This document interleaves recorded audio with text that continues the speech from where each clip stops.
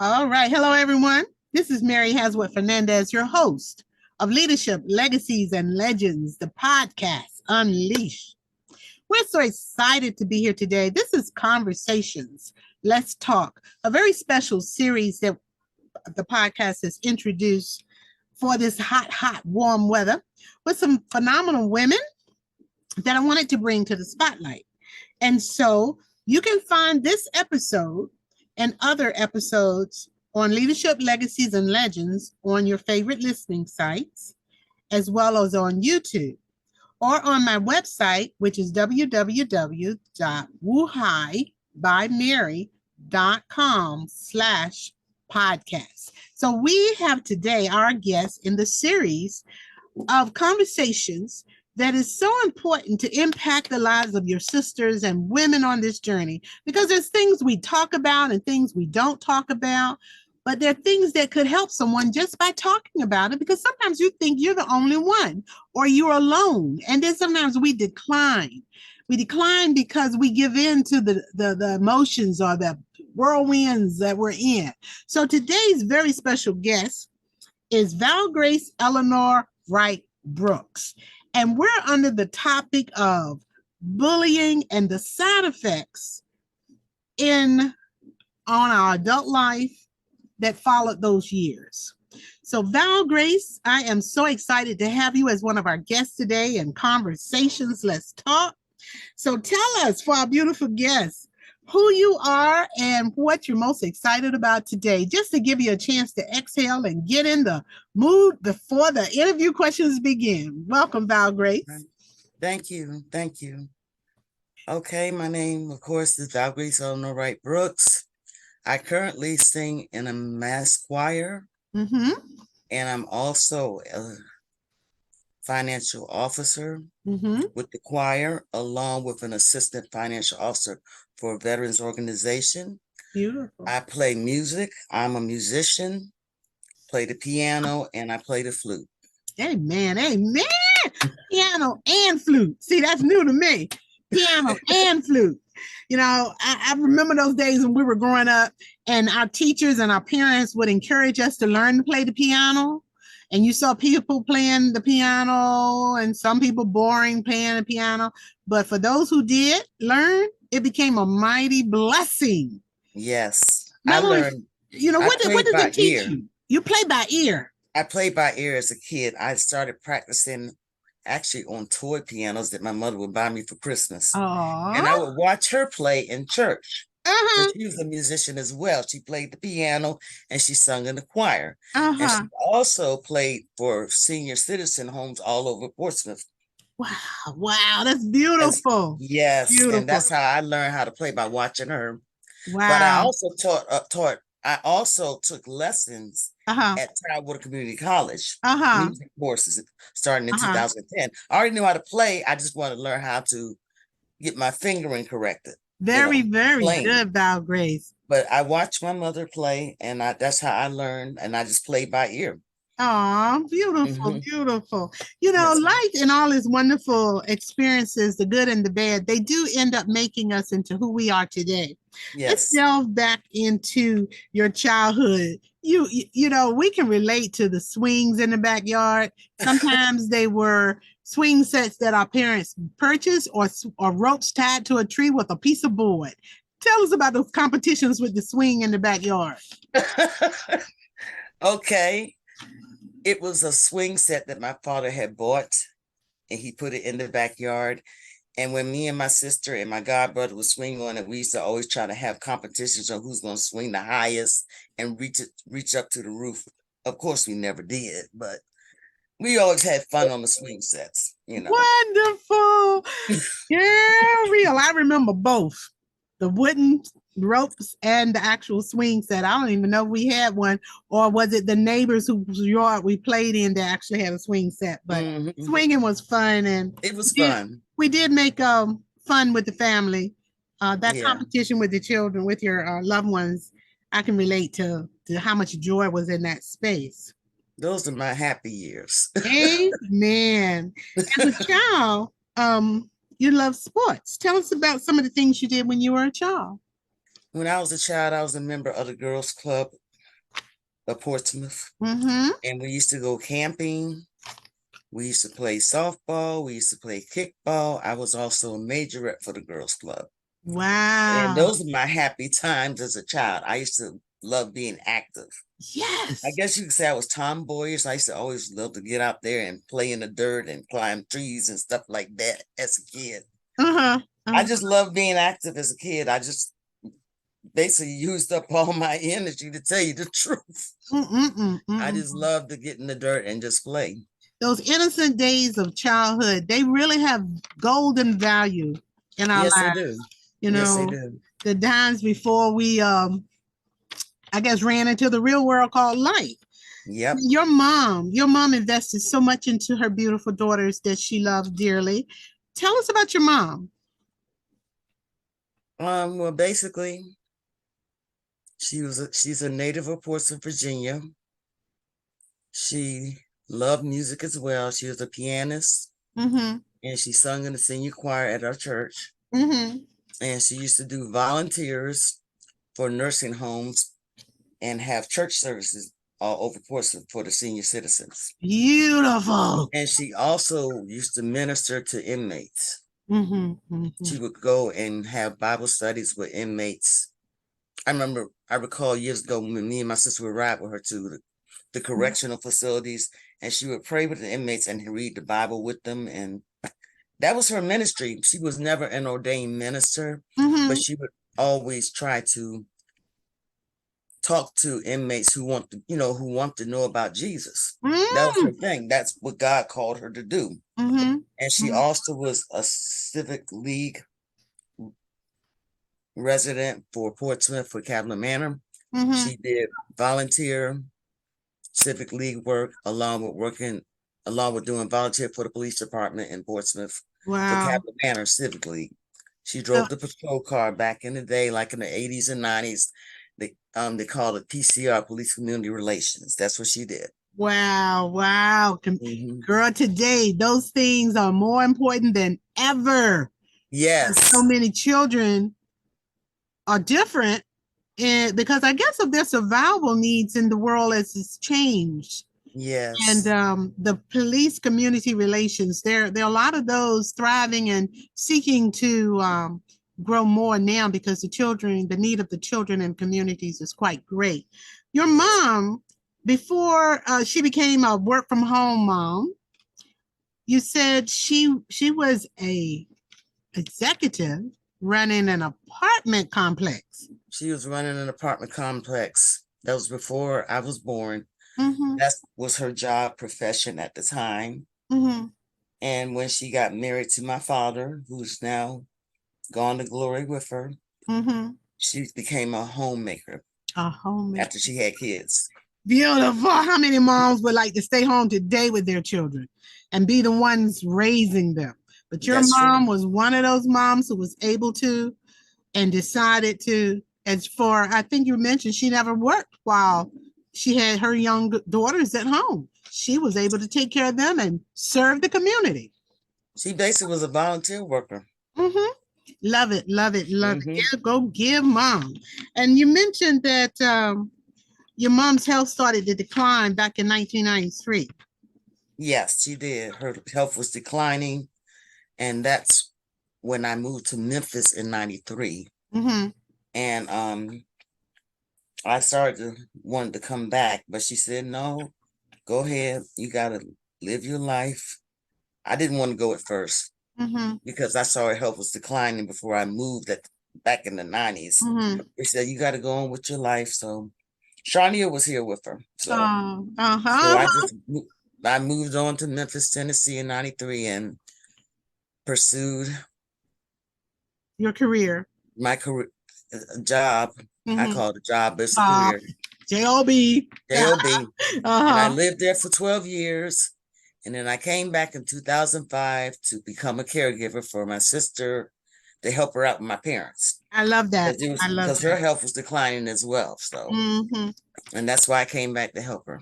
That was beautiful. And it's hard for our parents to let us go out and build our lives and meet life with its knocks, bumps, ups and downs. Yeah. But that was courageous of your mom to encourage you to go on and do what you had to do while she walked the walk that she was called to walk. Beautiful. Yeah. Tell us I about your didn't. dad. You got something more about your mom? Pretty much she was a volunteer. She was serving the community. That's what she loved to do. Mm-hmm. And did that for no charge at all. She did that voluntarily, helping others. Yeah. She loved to give to charity. She loved to give to charitable organizations such as the Salvation Army, Oasis, She knew the Goodwill, need. She knew the need. people in need. She wanted to help folks in need. That was her calling. That's a side effect, I think, of loving your family so much. At least that's one of my ways of expressing.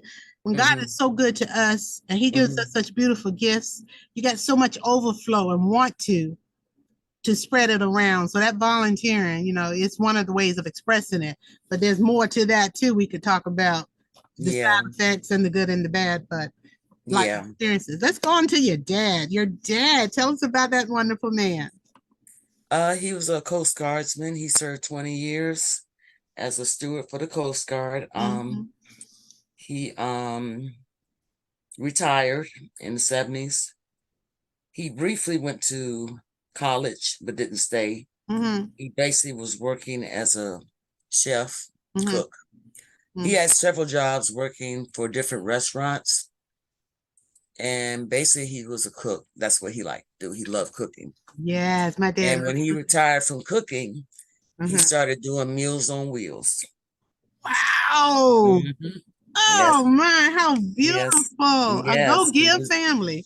Yeah, he did volunteer for Meals on Wheels for the, people all over different neighborhoods and stuff. He did that as volunteer. I know you heard of Meals on Wheels, right? Yes, I have. That's why when I hear you name some of these volunteer organizations, they're very familiar because I guess we come from the same legacy of those kind of community parents and those kind of community leaders. Back in the day when every parent was like the village that raised the community. I think that's one of the elements of society that's missing a lot, where we could be parented by the whole community.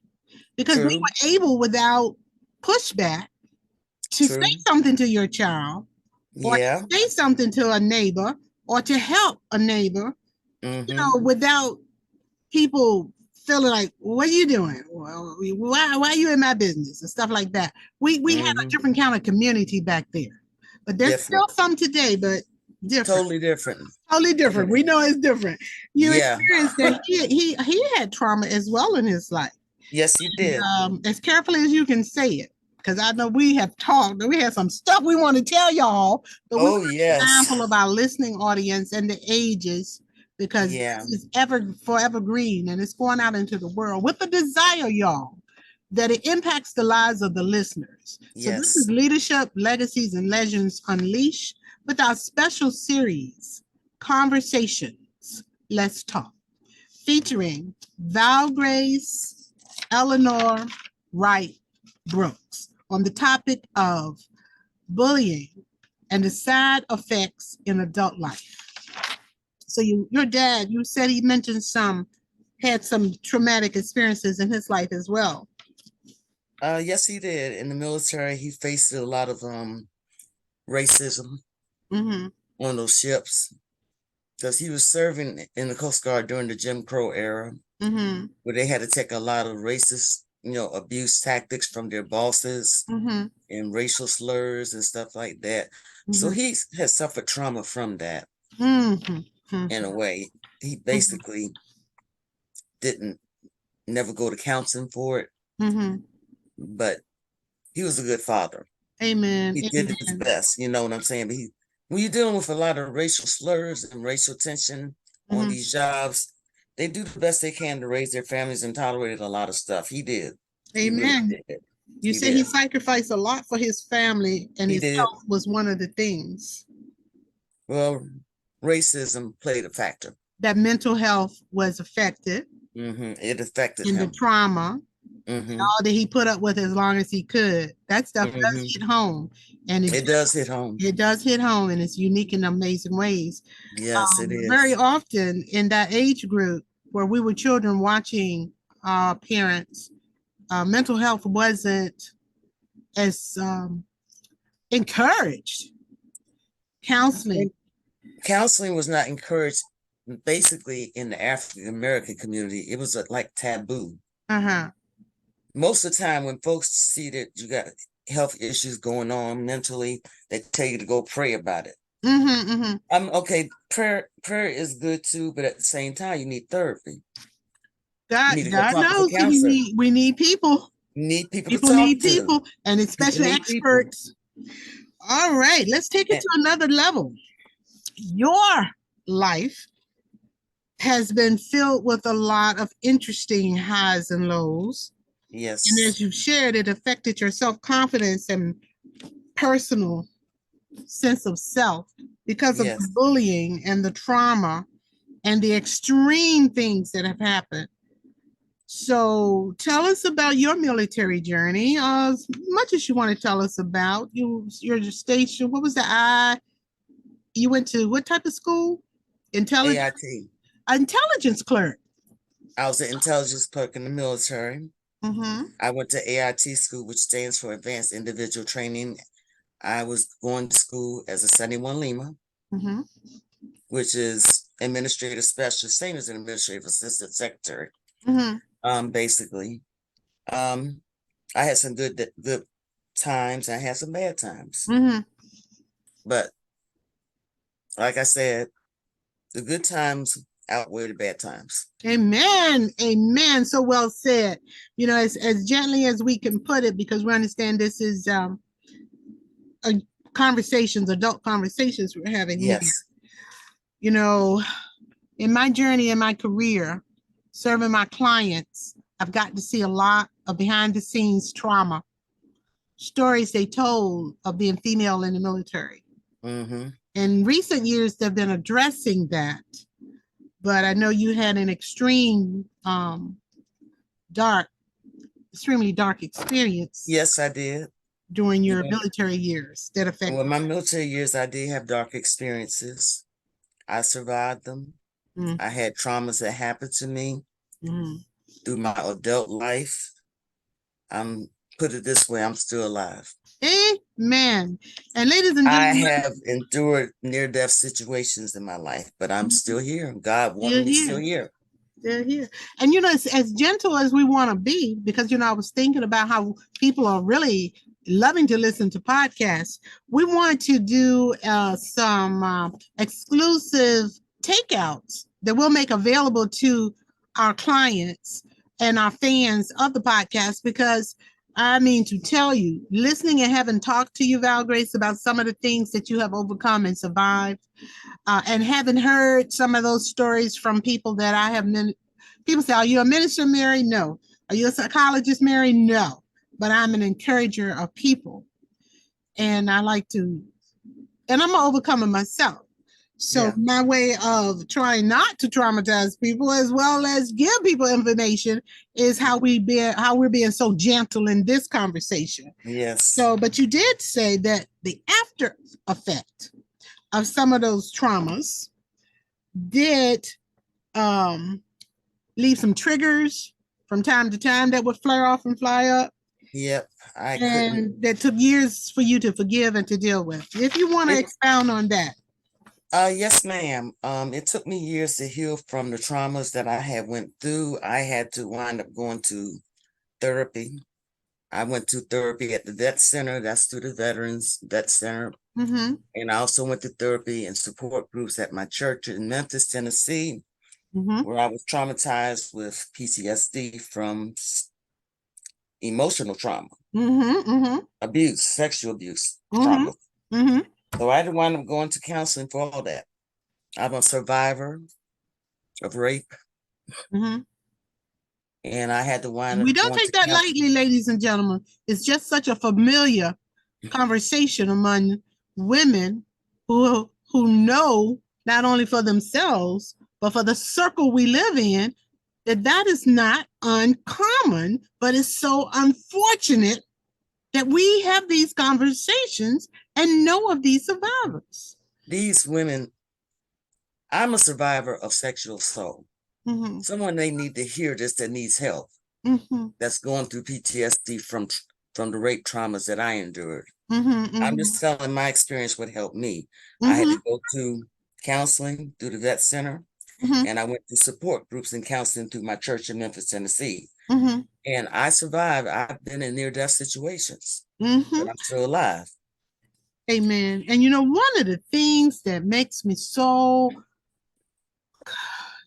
joyful that you are standing here, that you're on this podcast as a guest, having seen you evolve as a woman.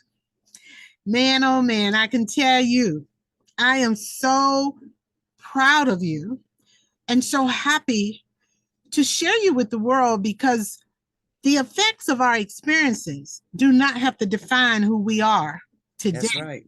They may have impacted, but they don't have to define, contain, and take us out. You mentioned experiences with Judas kisses, female undercover fake friends. Let's go down that hallway. Let's go down that hallway. Okay, y'all. Oh I know my we just hit the God. door Don't of you think something go really there? Okay, powerful, but I yeah. wanted to bring some laughter and joy over here into the still. This is still drama. This is still It drama is drama. and trauma, Take drama and trauma. All right, you had me laughing. We did this part one of this interview overview over in Dallas, Texas. We were in one of the hotels in the heart of Dallas, Texas, taking care of other business, and I was so delighted that we scheduled to have the pre-conversation in Dallas, where so much good Oh, was Lord. around us, but we could talk about these difficult things. So, tell us about some of the girlfriend type things. Oh my God. You just kiss stuff. Don't get me started. Oh, Lord Jesus, these poor people. I'm sorry, Lord. Well, hey, they pretend to be friends. All I can say is they sit there and say, "Hey, how you doing, Valgrace? We ain't seen you in such a long time." And then the first thing that comes out their mouth is, "Well, I need you to help me with my so-and-so." I don't want to say the name. Uh-huh. If I refuse their help, then the name calling starts. Oh my God. Yeah. Yeah. Slow, called crazy when I refuse their services, and then come to my home, kissing me on cheek, apologizing, which we know was fake. Mm-hmm. God helped me get over that. Mm-hmm. I knew she wasn't truly a friend. She was a Amen. fake friend. Amen. Because I refused to use your business. You call me names, call me slow. I don't have to use anybody. I wouldn't trust use anyone's business. They call you name. Was you? Because what you said here basically is people knew who you were before you were able to speak up for yourself and take a stand and show your confidence. They don't recognize who you are now. The confidence. No, they don't. They still look at the little girl they could bully, pushing it around when I was a little kid. That's what they're looking at. That you're an adult. That's who they see, and that's who they want to talk to. That's who they want to talk to, the old me. That's the old you. Yeah, the offended, fragile you. But when we grow and take a stand for our lives and our being, and then we start walking in the authority we were born with, which is the same space on this earth that others have, they don't recognize you and they don't know you. So I tell you, just the evolution of your personal growth. You mentioned somewhere in the conversation about writing music and having it stolen. Oh my God, that's my... Oh, Lord, give me strength. Yeah, I wrote a song. Take a sip. Take a sip. Take a sip. I wrote a song and it was stolen from me. The guy, I'm not saying no names, he claimed that I had the copyrights, but I have not seen those copyrights yet.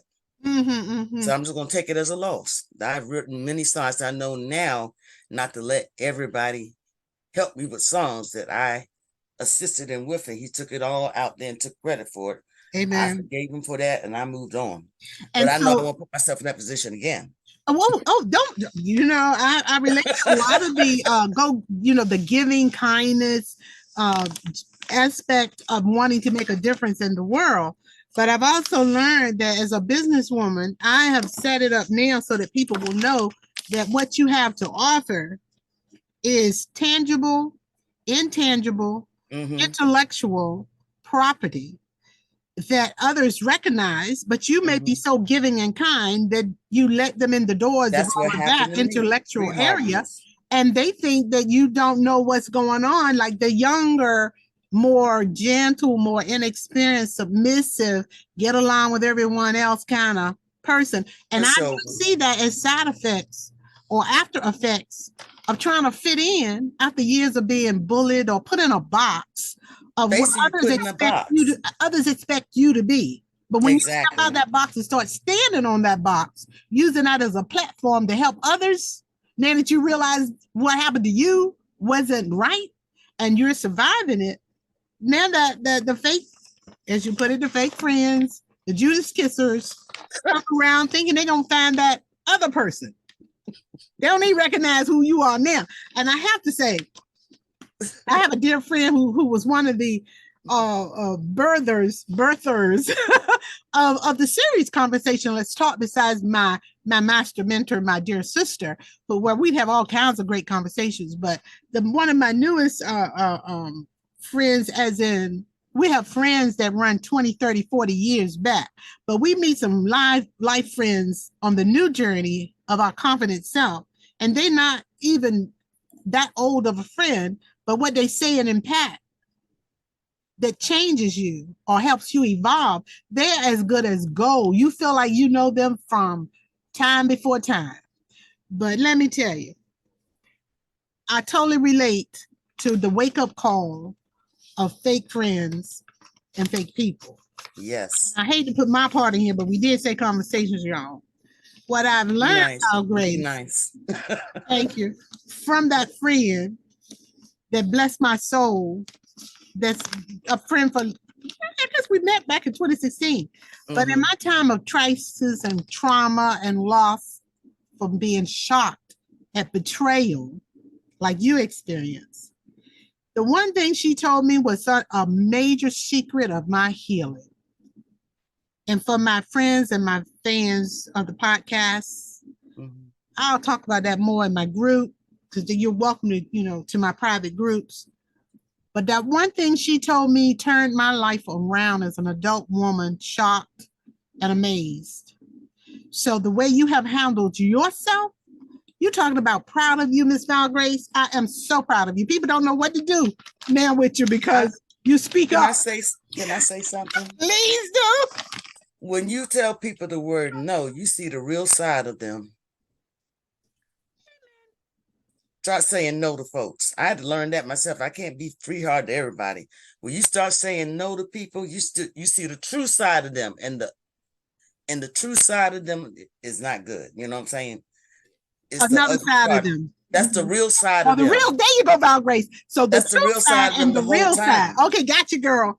Name calling, that's verbal abuse coming out their mouths. Yes. I mean, the adult woman's not taking that childhood with me. You got to call me names. Yeah, that childhood stuff that beat you down. That won't work as an adult. Woo! I love it, Valgrace. Even when I see you take a stand and decide this is what I am going to do and this is what I'm not going to do, and basically deal with it. So what we're saying, ladies and gentlemen, is this: you gotta be true to yourself. And if you're in a present day situation as an adult with someone treating you like you're less than or not enough, or treating you as if they're on the platform and you're on when they start doing that, what do you want to do? Exit. That's right. This is not for me. This environment is not for me. Maybe not with that person, but for sure, exit. The courage to be you. I did a podcast on the courage to be you. And it is so important to be as strong as we must become. The fact that you're sitting here looking into that camera, I have the pleasure of meeting Valgrace's mom many, many years before I met Valgrace, because I too was a community volunteer. And all your mom would say is, you gotta meet my daughter. You gotta meet my daughter. You gotta meet my daughter. Oh my God, that was the one that was coming over very often because that was you. Okay. And when I finally met you, it was just a beautiful appreciation I had for you, for the love and respect you were giving your mom. And I love godly women. And I love Titus 2 women. And I love it when, no matter what has happened to us in our lives as women, we don't change who we are and carry all the darkness and use it like a weapon to change our personalities. Exactly. You got to dump that stuff so that we can be the true people that God has called us to be. But That's you're looking in the camera. You traveled to Dallas to take care of a dream come true. Yes, ma'am. And I was so proud of you, just so proud of you. I took a picture with Valgrace, y'all. She flew in on her plane. I flew in on my plane. We had our plans. That's adult independent women. Adult independent women. Where you didn't need me to hold your hand. You just got the information and showed up where you needed to be. Mm-hmm. Totally was impressed because that's my kind of professional woman. So when we met up in Dallas, she was already at the hotel. And I got there and got to my hotel as well, which ended up being where she was. Mm-hmm. And God worked it out where we were starving at the same time. And we went to a nice restaurant and had ourselves a great meal. And talking about tasting good. Ooh, yes, it did. It did. And the whole trip was a great experience of just being and seeing you evolve as a woman, to see you walk in that confidence that has evolved over years. So the side effects of bullying in your adult life, as we get ready to come to an end of this conversation, tell us, how have they altered your path in life for the good, or maybe the not so good, but for the glory of God, however you want to put it? The side effects of that bullying from childhood and in your adult experiences, how has it impacted your life? It impacted my life tremendously. I was suffered from a lot of mistrust from a lot of people. I couldn't trust everybody. I stayed to myself most of the time because of the trauma that had happened to me as a kid and as a teenager and as an adult. I couldn't trust no one. And I was like putting myself in a shell, hanging all by myself, because I had suffered so many betrayals from folks that called themselves friends, and they turned out not to be. And God had to basically minister to me in a way. I had to pray about overcome those obstacles. I had to overcome them because I had to be able to go out and meet people. I can't constantly keep on putting myself in a shell in front of folks. Everybody doesn't have that kind of same mindset. There's some good folks out there, and then there's some bad people out there. But I had to learn how to have spiritual discernment. That was an area that I was weak in. Spiritual discernment is very important when it comes to dealing with any individual. You have to know who is for God, who is against God, who's working for you, and who's working against you. It pays to have spiritual discernment. And that's what I had to learn. I had to learn how to know who is for me and who's against me, because I don't want to make the same mistakes that I made when I was a young woman and a teenager. Free-heartedness can get you in a lot of dilemmas. Let me tell you, you can't be nice to everybody. Beautiful. I learned that. Beautiful. You can be respectful, but don't have to be that extra sugar-coated, take advantage of nice. Exactly. And that's what happened to me. I was taken advantage of by folks. They took my kindness for weakness, but I guess that's a trigger for me. Being too free-hearted, that's a trigger. Would that be considered a trigger? I would say we sometimes forget to be alert, present, and observant of what actually is going on in the circle. It takes us, that trust, that naive trust. That was naive. What I've experienced is unconditional trust. But then when you start really looking at the situation, you can see things you didn't notice before, like the response to a no, the taking more than you give, the expectations of you with no return, the I can help you, but you're too busy to help me. I understand what you need, but you don't know what I'm talking about. Yes.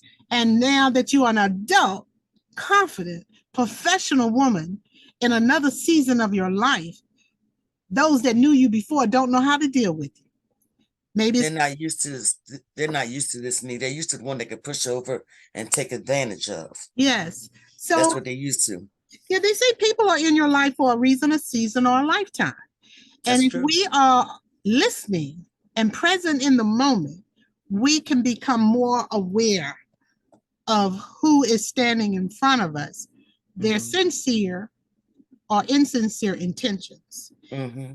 And also, I think it's learning to have boundaries. Some relationships are totally professional, and Mm-hmm. some are really uniquely professional circles that people like we got to experience when we went to Dallas.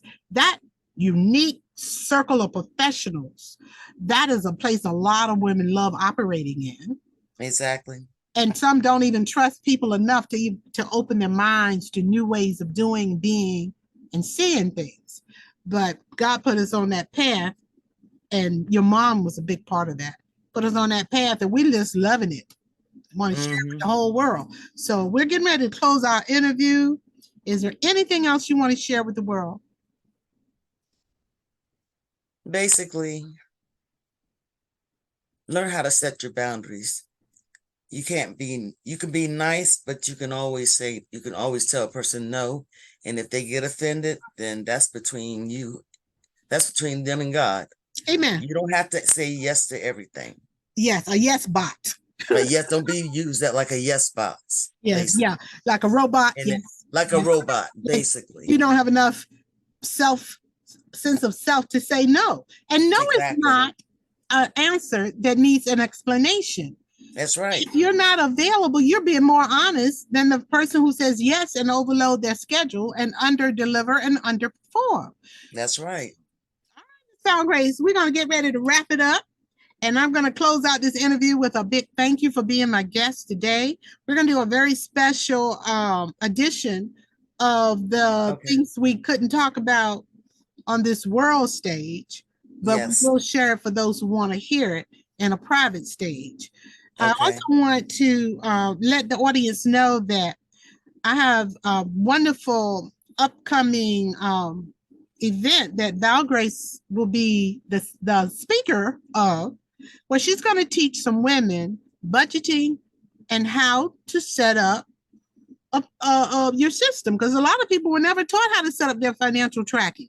And here you are, a treasurer. So we're going to have a closed inner circle where women will be able to come and be in your space and learn a few tips about how to track your finances, because you're doing that for two major organizations. And so the average woman could use that. And we're all about impacting and enriching lives. So, ladies and gentlemen, this has been Mary Hasworth Fernandez of Leadership Legacies and Legends Unleashed. Thank you for supporting our station. When you support our channel, you make it possible for us to reach into the community and make a difference, and even bring some people to the spotlight who otherwise would not be able to do that or even think of doing that. So we thank you for your giving to the station, and the links will be under the episode. How to reach out to Valgrace and the up and coming Look at Your Finances workshop event that will be before the holiday of 2023. You'll be able to access that. So stay tuned and check in with us. We're going to be found anywhere you listen to your favorite podcasts: Spotify, Amazon, all your favorite sites. We should be somewhere in that ranking. Our channel on YouTube, Mary Fernandez, you'll see the live version of this. The sound version is on your Spotify listening sites, and the live video version is on YouTube. Thank you again for being our guest. Thank you for listening. Thank you for being a fan. And don't forget to subscribe. You know, I didn't have that subscribe button up there for a long time. We were out there in the world and didn't have a subscribe button. But now we're looking for honoring our guests that have been here for the year of 2023. And they'll be honored and recognized at an event coming later on in 2023 before the end of the holiday. Thank you so much. We have enjoyed this conversation with Ms. Valgrace Elinor Wright Brooks on side effects of bullying as it impacts your adult life, whether it was from childhood or from your work life. There are some effects that do show up, but because you're taking a personal stand as you have done, Ms. Valgrace. You have shared a lot that can impact the lives of women. So, ladies and gentlemen, thank you so much. This is your host, Mary Fernandez of Leadership, Legacies, and Legends Unleashed, the podcast. God bless you all. Talk to you soon. God bless. Thank you, darling.